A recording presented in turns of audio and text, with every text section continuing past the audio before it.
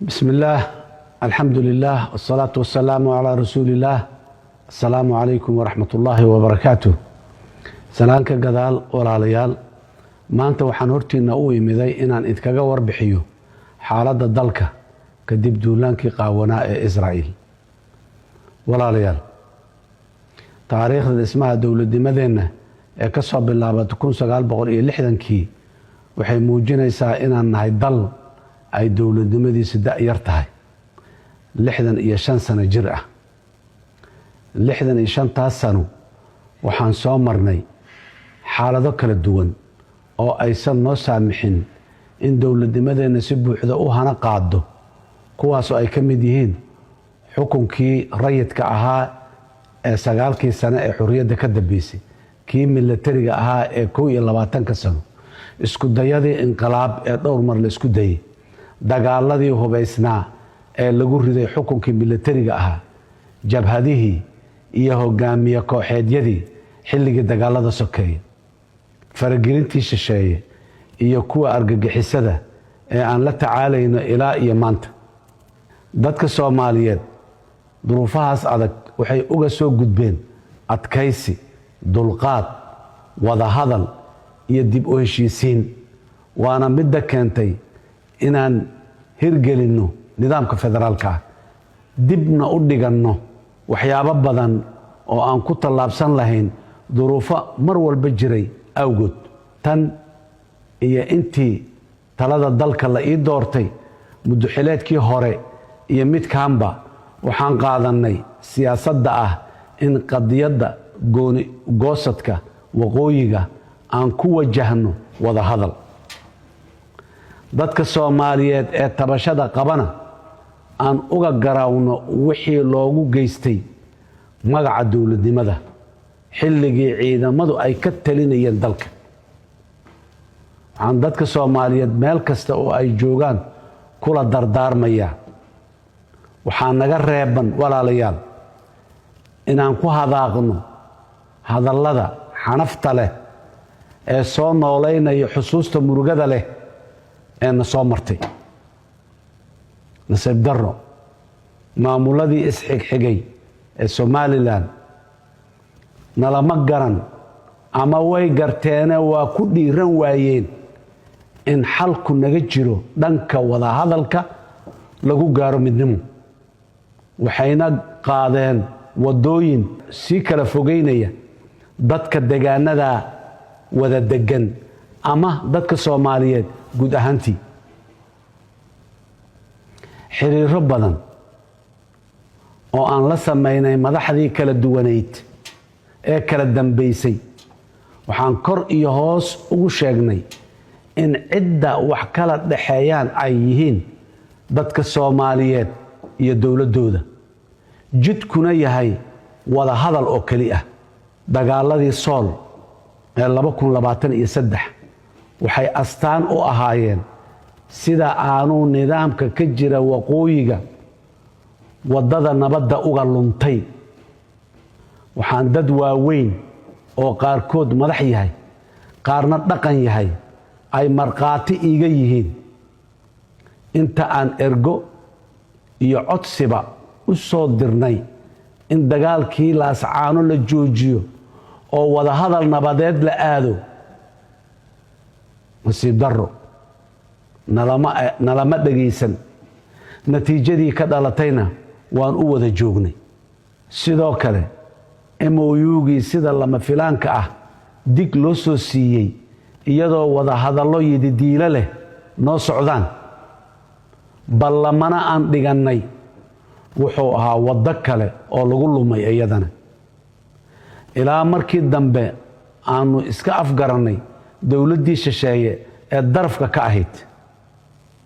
walaalaheensa ay ka adkaysteen inaan iska afgaranno MOU-gii maanta waxaa mar kale inoo caddaatay sida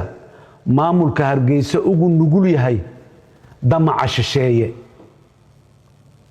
markii ay Israa'iil aqoonsi ka raadiyeen oo iyaduba go'doon ah kuna caanbaxday boobka barakicinta xasuuqa dadka reer Falastiin taas oo ah wax qof kasta oo damiir leh ka murugooday. waxaan mar kale caddaynayaa in jamhuuriyadda federaalka Soomaaliya ay tahay dal xor ah, mid ah, dhulkiisa aan lagu kala goyn karin warqad ay Israa'iil qortay ama saxiixay Netanyahu oo isagaba eedaysana caalamka ka ah. ujeedada aqoonsi ku sheegaas ma aha danta dadkeena ku nool deegaanadaas ee waa danta Israa'iil oo raadinaysa dhul ay isku ballaariso oo ay si sharci darro ah ugu soo rarto shacabka reer Falastiin ee dhulkooda ay boobtay kana dhisto saldhigyo military oo qalqal geliya amniga gobolka Geeska Afrika, gacanka cadmeed, badda cas iyo guud ahaan bariga dhexe. walaalayaal, arrinkan wuxuu raad aan fiicnayn ku yeelan doonaa dhaqaalaha, horumarka iyo deganaanshiyaha siyaasadeed ee dalkeenna haddii si xigmadi ku jirto aanan u maaraynin. walaalayaal, dadka Soomaaliyeed ee waqooyigow, ictiraafku idinkama jiro Netanyahu, wuxuu idinka jiraa dowladda iyo shacabka Soomaaliyeed ee dadnimo, diin iyo dowladnimaba aad wadaagtaan. walaalaha Hargeysa ka taliya waxaan leeyahay ugu yaraan bal dib u milicsada wadada la maro haddiiba dal kala go'ayo. South Sudan waxay gooni u istaagtay markii ay qancisay Suudaan inteeda kale. Eritrea sidoo kale markii ay isla garteen Ethiopia inay kala baxaan ayay gooni u istaagtay kala baxeen. East Timor sidoo kale markii ay Indonesia isla garteen in ay kala baxaan ayay kala baxeen. dhammaan kala baxaasi wuxuu ku yimiday heshiis siyaasadeed oo qaarkood lagu gaari waayay dagaallo 10 sano socday, laakiin lagu gaaray heshiiskii siyaasadeed. dhinaca kale waxaa cad haddii dalkii asalka ahaa the mother country uusan ku qancin in la kala baxo oo heshiis siyaasadeed oo lagu wada qanacsan yahay lagu kala baxo, in ictiraaf la hela aanay suurtagal ahayn. sida Taiwanba ay Shiinaha ugu qanci weyday in la kala baxo, gobolka Catalonia ee Spain ku yaalo oo ugu qanci waayay Spain in la kala baxo. sidaas daraadeed haddaanan heshiis siyaasadeed la helin oo lagu kala gurto lagu kala baxo, kala go iyo ictiraaf iyo dowlado isbarbariyaan midna suurtagal ma aha. walaalayaal, bal kala baxa intaan u kaadino aan xoog gelino muddo kooban, bal inaan midowno haddii aan la yidhaah oo aan hubo inaan midoobi karno. dowladda federaalka ana ay u fududahay wax kasta inay hurto oo ay u hurto in midnimo la helo, haddii ay tahay garaawshiyo, haddii ay tahay xaq dhiibid, haddii ay tahay xukun baahin, haddii ay tahay walaalo midoobay oo xoog midaysan hela, diyaar ayaan u nahay. waxaan diyaar u nahay wada hadal dhab ah iyo isu gardhigasho ayaa lagu xallin karaa wax walboo jira. annaguna dhankeenna taas ayaan diyaar u nahay. sidoo kale shacabka gobolladaas ku nool waxaan u sheegayaa, waxaa la doonayaa in deegaanadiinna laga dhigo saldhigyo looga duulo dalal kale, lagana huriyo colaado iyo dagaallo aydan idinku qayb ka ahayn, danna aanay idinkugu jirin. walaal, bal fakar. Israa'iil daris maahin, dana dhaqaale nagama dhaxeeyaan, dhaqan nagama dhaxeeyo, diin iyo hab nololeed nagama dhaxeeyo, weligeenna nama dhex marin. waa maxay sababta ay ula soo booday ixtiraaf beenaadka maanta ay dadka ku beer la xawsanayso xaggay jirto 34 sano ee la soo dhaafay walaalayaal walaalka Soomaaliyeed ee waqooyiga ku noolow yaan lagu seexin in lagu yiraa danaha Israa'iil ee la sheegayo waxba kama jiraan waa dhab laakiin ogow maanta ayaad fursad aad ku diido haysataa ee bari yaynan ku calaacalin inaysaan wax noqonayaan ma ogeyn dhibkana lala damacsan yahay waa dhab ee yowsan dheelalaw nagu gelin walaalayaal dowladda Soomaaliya oo kaashanaysa shacabkeeda iyo saaxiibadeeda caalamka waxay qaadaysaa tallaabooyin looga hortagayo xadgudubka Israa'iil haddii dadka Soomaaliyeed ay la seexan waayeen waxa Netanyahu ku sameynaya shacabka reer Falastiin iyo dadka reer Gaza ma filayo in shacabka Hargeysa ay aqbalayaan in looga alalaaso dalkeena taliskaas ku caanbaxay xasuuqa shacabka masaakiinta ah bari inuu annagana xasuuqana wax diidaya ma jiraan waxaan ku celinayaa oo aan cadaynayaa inaan ka garaabayno horeyna uga garaawnay dhibkii shacabkeena ka soo gaaray